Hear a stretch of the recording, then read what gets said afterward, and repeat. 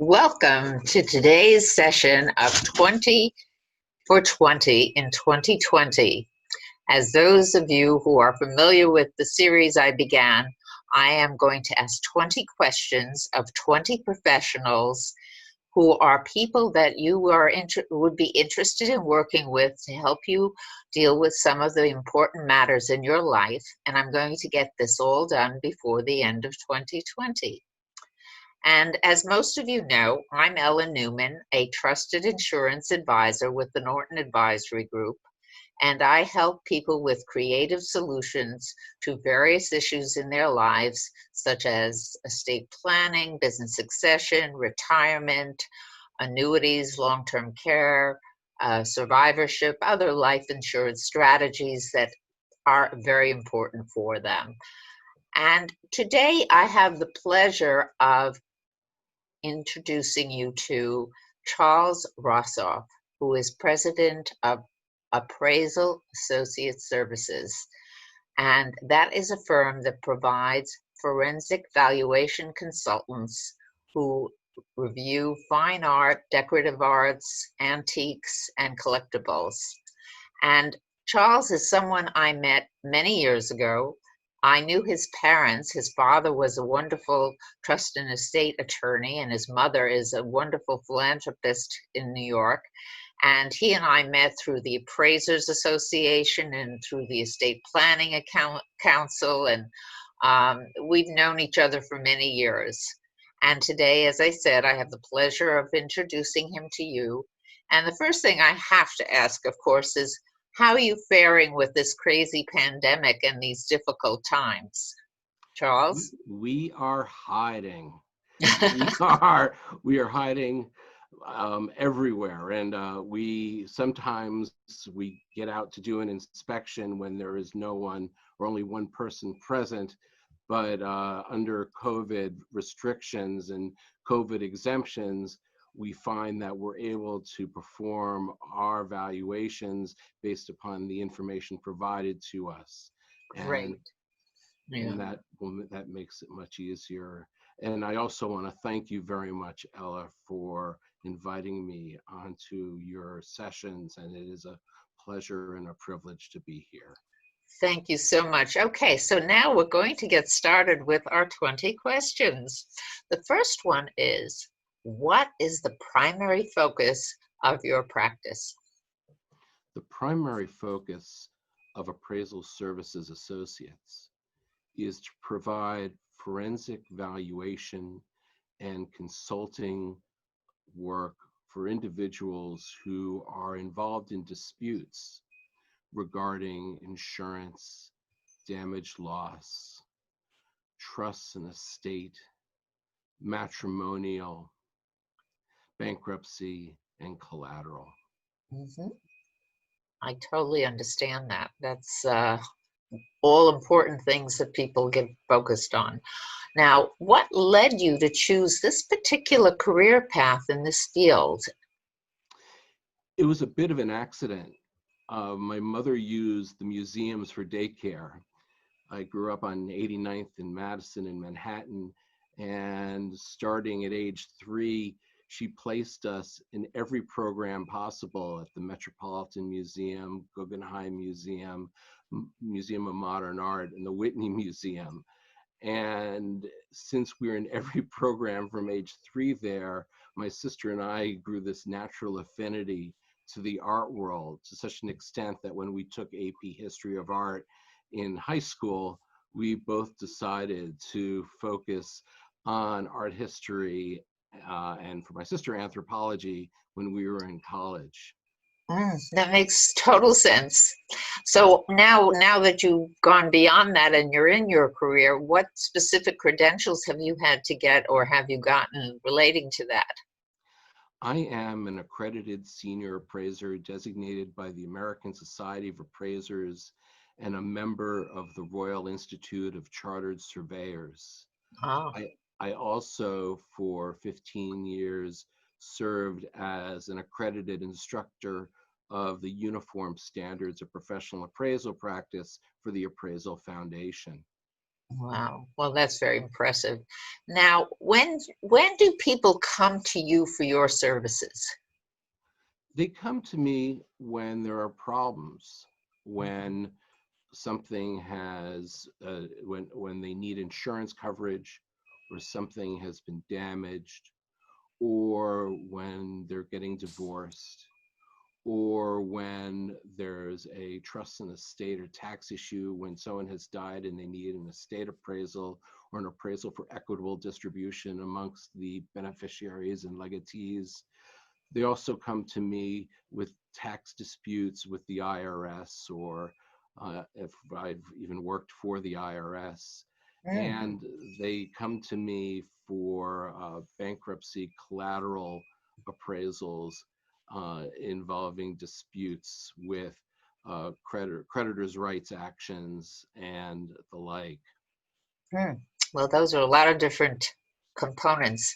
And one thing I had forgotten to mention is that I'm going to be talking a bit about the some of the changes that may be occurring or that people need to think about in terms of gifting at the very end of this program when we get to that. So I want everybody to be sure to stay tuned because those are important points we're going to discuss. Now, would you give an example of an instance where an appraisal may be treated differently for different purposes? Yes, we as accredited appraisers are allowed to write appraisal reports for only one intended use. That intended use can be for insurance or damage loss claim, or for matrimonial equitable distribution, or for estate and gift tax applications, and even for creditors' rights as well as collateral purposes. These Okay. appraisal reports use different definitions of value. Insurance appraisals use replacement value, or if the insurance policy contract specifies actual cash value. For estate tax, gift tax, and matrimonial proceedings, we use fair market value.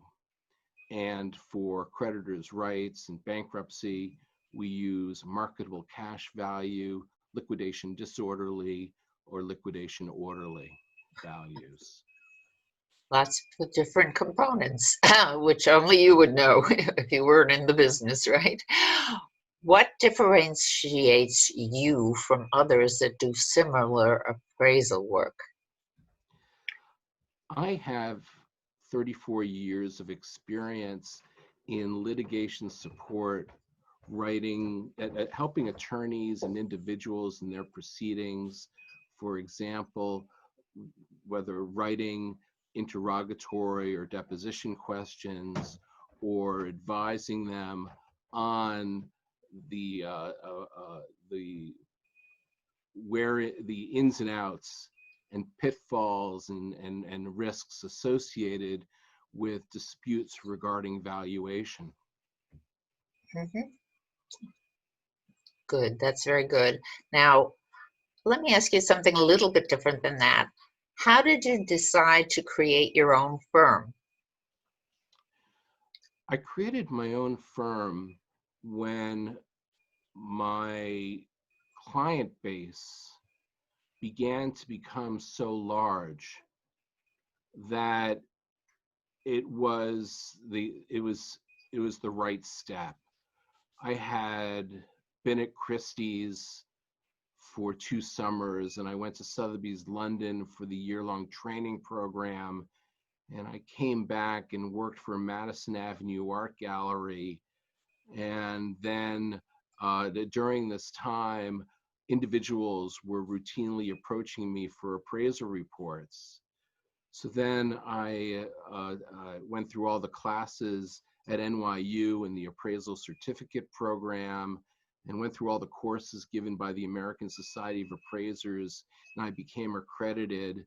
And the practice just grew and grew, and it became necessary for me to create my own office with other appraisers and assistants to handle the volume. Mhm. That's great. That's wonderful. Now, tell us about your involvement with the Appraisal Society and what that means.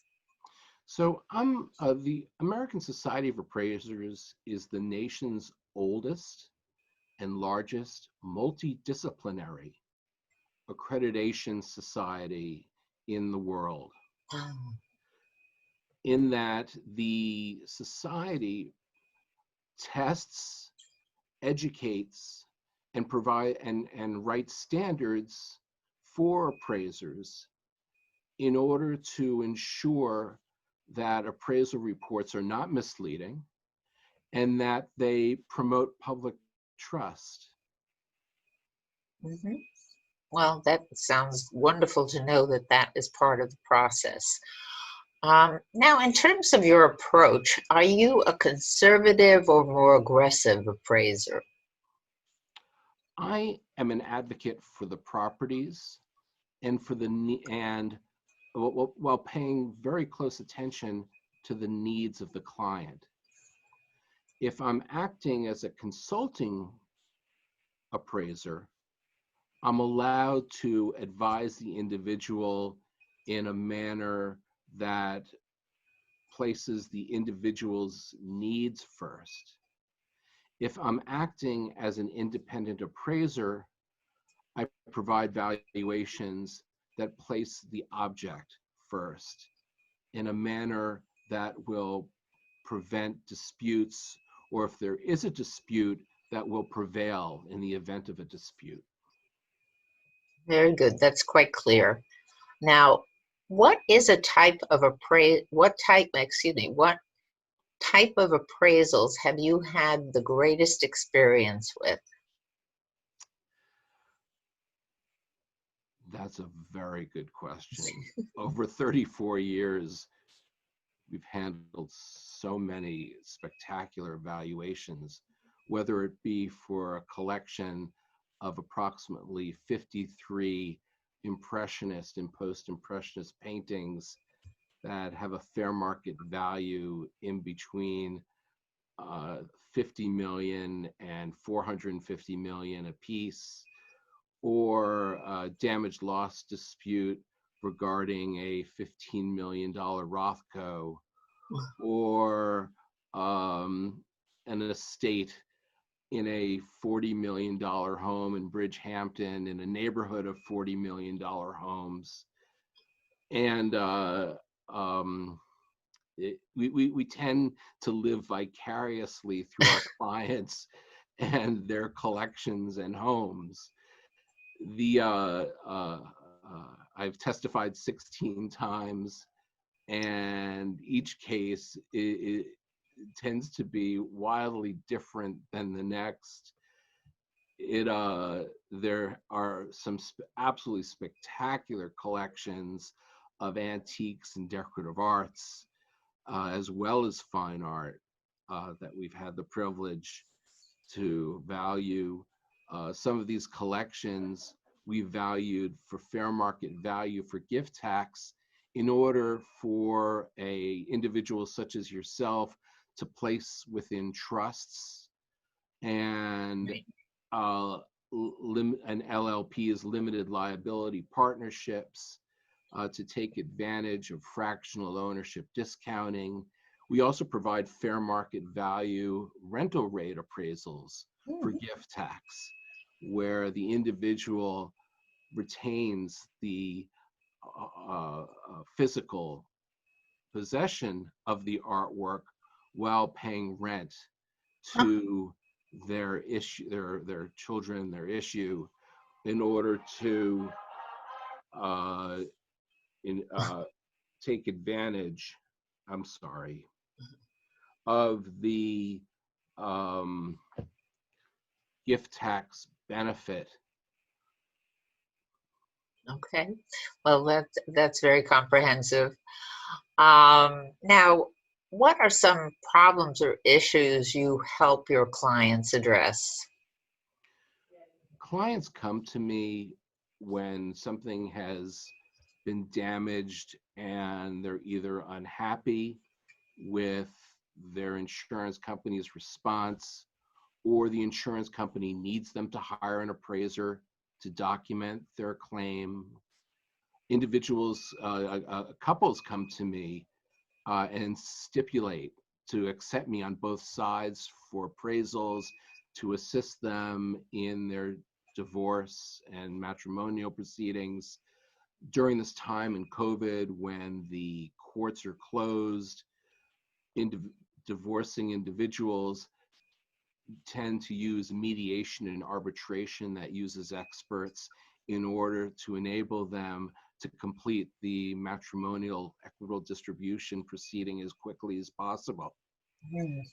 Individuals come to me when someone has died and they need an appraisal for the estate tax return, and they also need assistance in dividing up the fine art, antiques, and decorative arts amongst siblings and other beneficiaries and legatees. Charities come to me for fair market value appraisals for their annual filings when they've been donated $10 million paintings.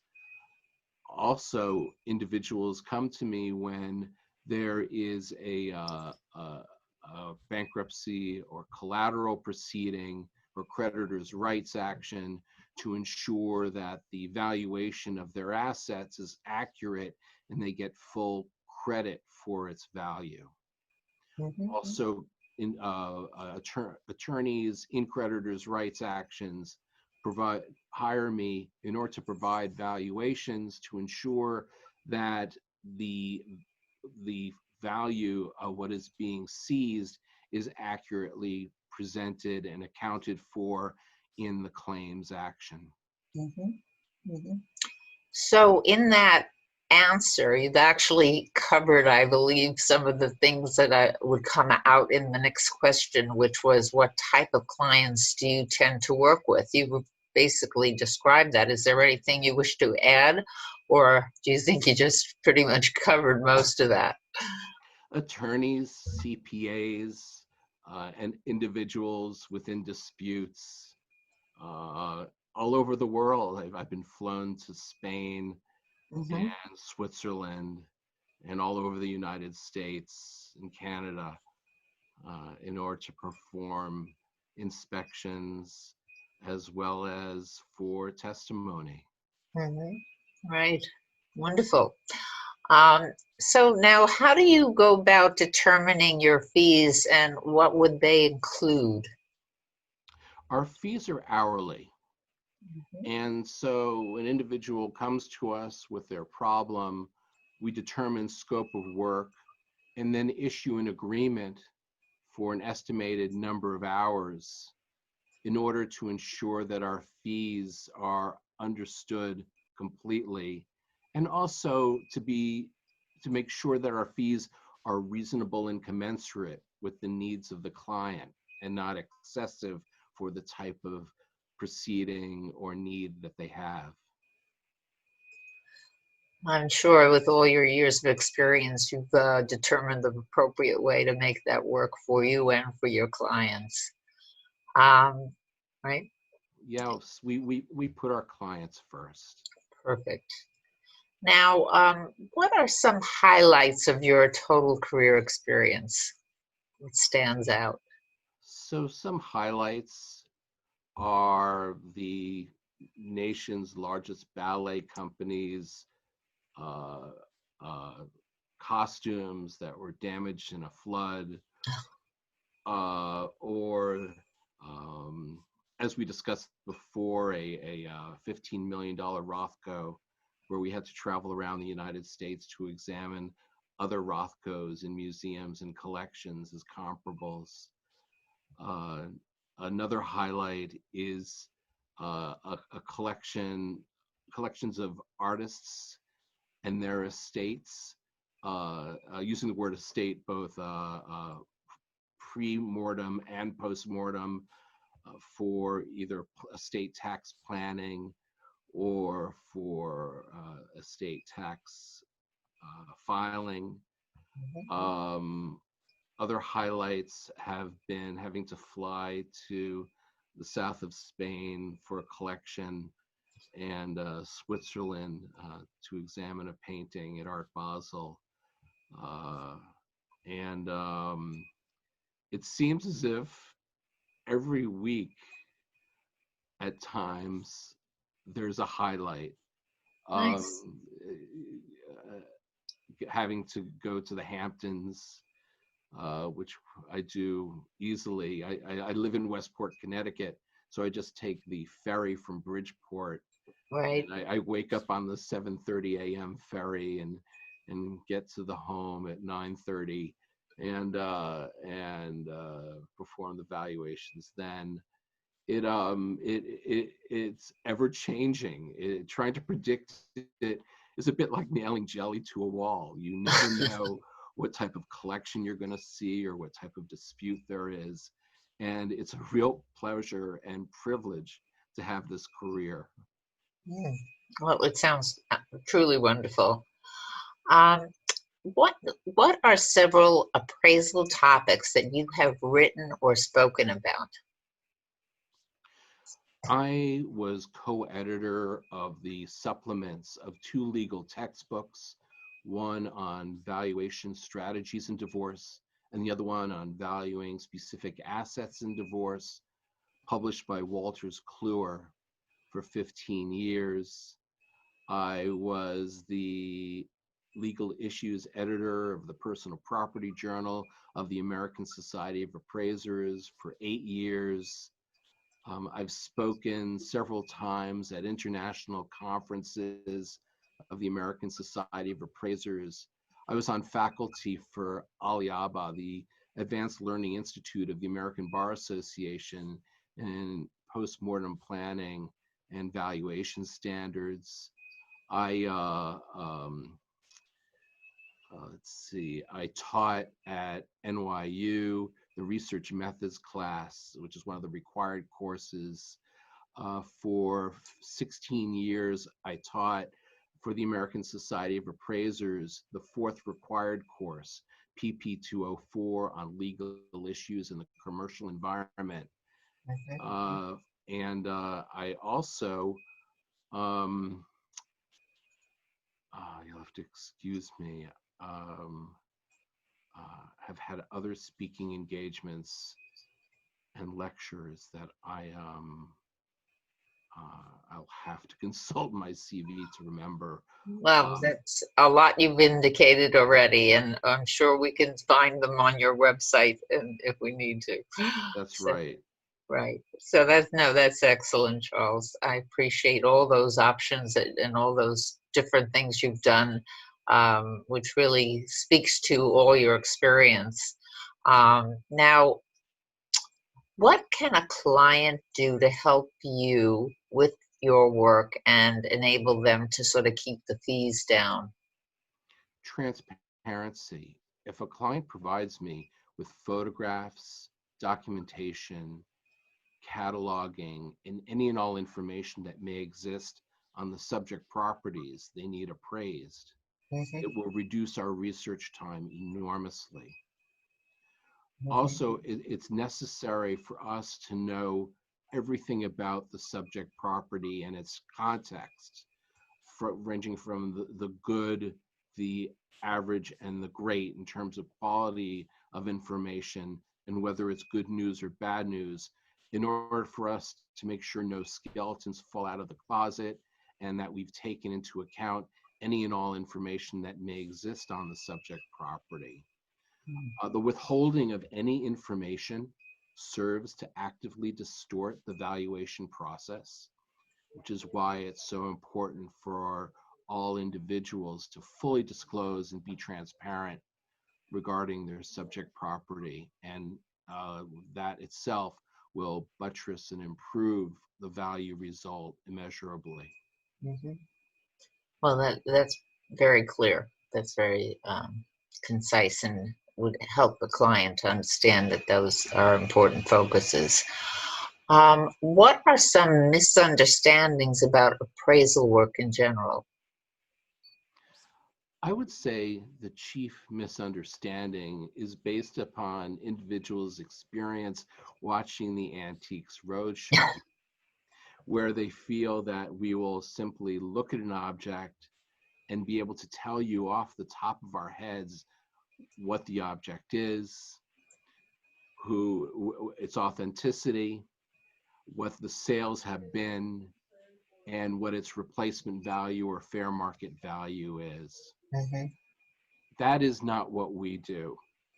And it's actually a bit of a distortion what the Antiques Roadshow has on the screen, because the reality is the appraisers have already examined, cataloged, and researched the property behind the scenes, and then come and presented it on TV and pitching it to the producer.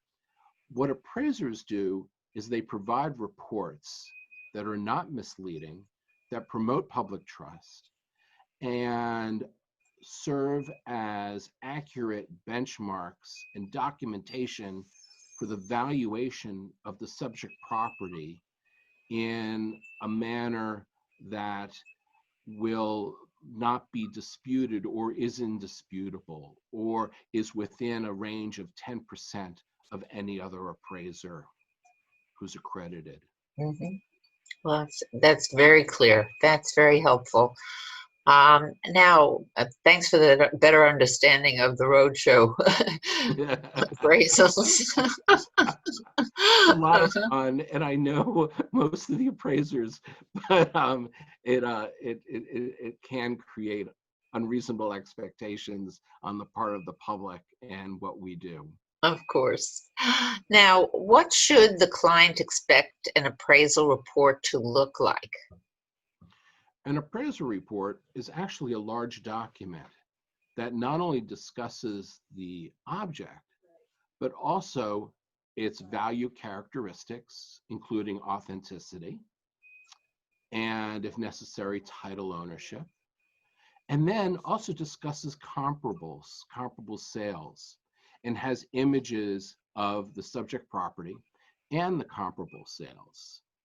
These are for properties, of course, that would have a replacement value or fair market value greater than $50,000 to $100,000. We don't do this for one teacup. Right. The value ranges of the property that are included in our reports tend to be greater than $10,000 a piece or more. If objects are of lesser value, we tend to group them together in lots that are greater than $10,000. That's not to say that we aren't happy assisting individuals in confirming that the teacup has a fair market value of only $5. But of course, if it's a Royal Copenhagen or a Royal Howard or one of the British 18th century ceramic porcelain teacups, that it is not valued appropriately at between $500 and even up to $5,000 a piece. Wow. So one can really be, an appraiser can, it's very easy to be wrong. When I go on an inspection, I have an eye to what am I missing? What are the value characteristics that will cause this French fauteuil chair to either be a $500 chair, a $5,000 chair, or a $50,000 chair? What are the value characteristics of that print or drawing in the same way? Where is their value hidden? Are there sculptures there that are indeed $50,000 or $100,000 sculptures? I went to an inspection for estate planning purposes up in Yonkers, New York, where I was called up by the 4 siblings to value the furniture. All the furniture was either married or reproductions or so badly stripped and refinished that the markets, really appropriate markets for them, really are decorative markets, and not markets in terms of fine antiques. They're the $500 range instead of the $5,000 or the $50,000. But on my way out, they asked me if I saw their Adirondack furniture. Adirondack furniture is cut from a sequoia redwood tree and tends to be large outdoor furniture or indoor furniture. And so I stopped, and to look at a table, I had to move a sculpture that was on it. The sculpture is a patinated bronze of a ballerina in the 4th position that I just assumed was a reproduction of a Degas. When I went to lift it, I couldn't lift it, or I could practically not lift it. And the patina was so soft, I thought to myself, no, this couldn't be. But there was the signature, there was the founding stamp, the founder's mark, as well as the foundry name. And it was clear to me that it was an authentic Degas bronze of a ballerina in 4th position with the fair market value of $1 million. Wow. And that was a pretty neat find. That's a great story. Wow. That's pretty impressive. Wow. That's really interesting. Now, let's see. What is your appraisal philosophy, and how would this impact your clients? My philosophy is to listen very closely to the clients so that their needs are met. The philosophy is to use best practices and adhere to the highest standards for valuation in terms of reports and consulting. Excellent. Now, what types of creative approaches do you use, and how does this help the client? One of the wonderful privileges of being a member of the American Society of Appraisers is to be able to go to monthly meetings where there are business valuation, machinery, technical valuation, and real estate appraisers, and to listen to the way in which they solve complex, arcane valuation disputes, and to hear their different approaches. Now, there are 3 standard approaches to value. They're the market comparison approach, where you consider sales of comparables; the cost approach, where you take into consideration the cost of reproduction or manufacture or creation; and the final is the income approach, where the object derives a stream of income. Personal property appraisers rarely use the income approach, but instead rely upon business valuation appraisers to calculate either present value of money discounts or present value of dollar rates. Instead, we rely on the other 2 standard approaches. But within the market comparison approach is an approach that I call the Bona Fide offer to purchase approach.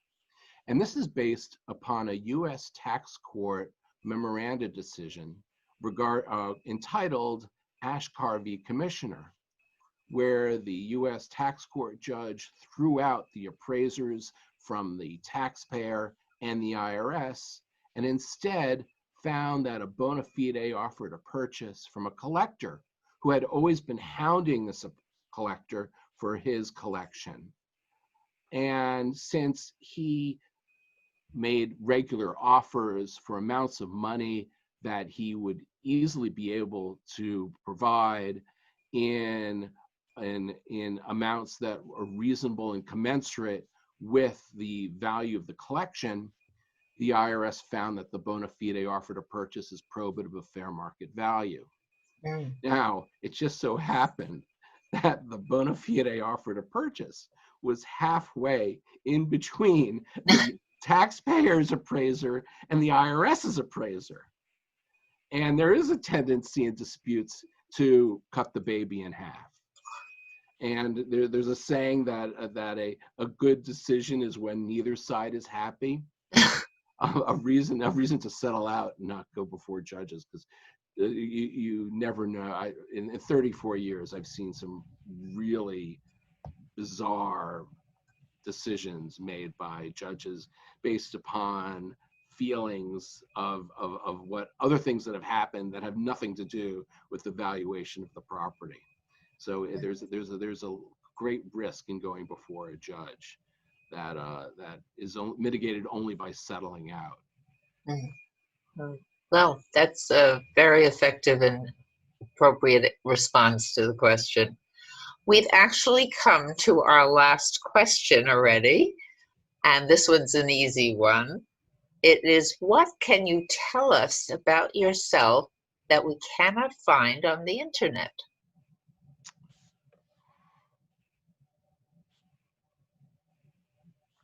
I used to enjoy long distance bike riding, riding centuries and sailing. I have 2 amazing children and a spectacular wife. I enjoy traveling and parties, and I'm a people person and enjoy doing things with groups. I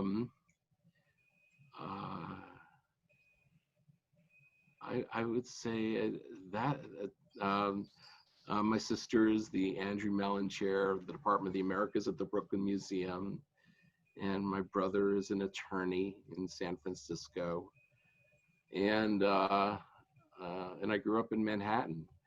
So I would say that's pretty great. much that covers it. Well, that was absolutely wonderful. I think that was a great overview of all that you've been involved in and a lot of things you've done, and it's been very effective. Now, if the people watching want to get in touch with you, where should they reach out to you at? What is your email, your phone number, and other best way to contact you? My cell phone is 917-887-5217.